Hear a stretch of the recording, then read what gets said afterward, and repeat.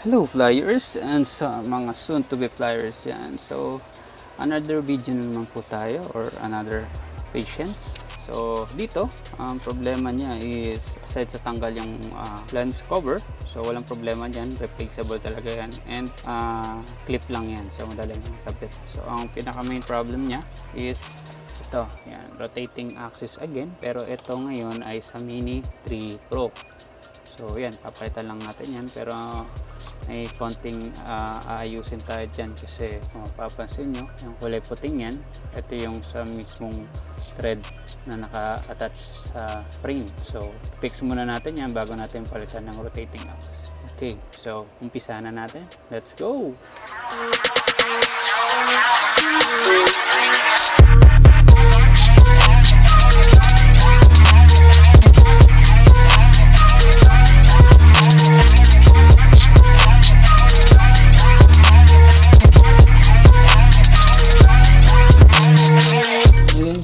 Ito yung napalitan na natin ng rotating axis ditong side. So ito na lang, inantay na lang natin yung part. So test place na lang natin. Okay.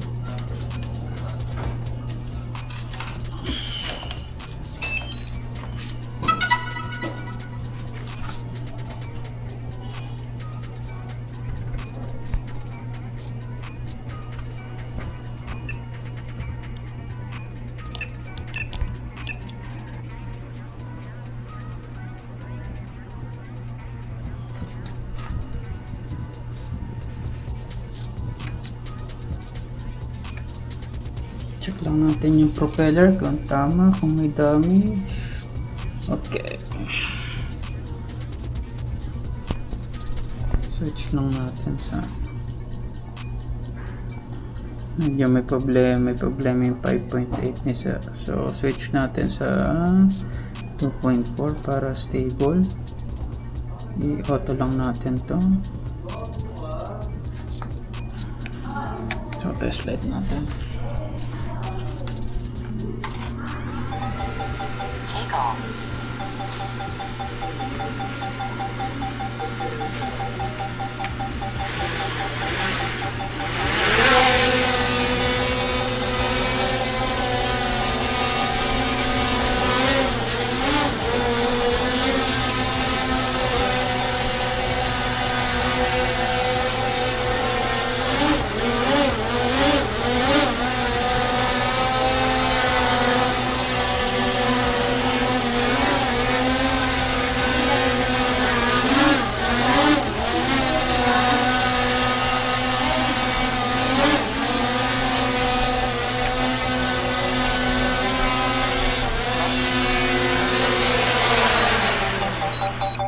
Yan, okay na.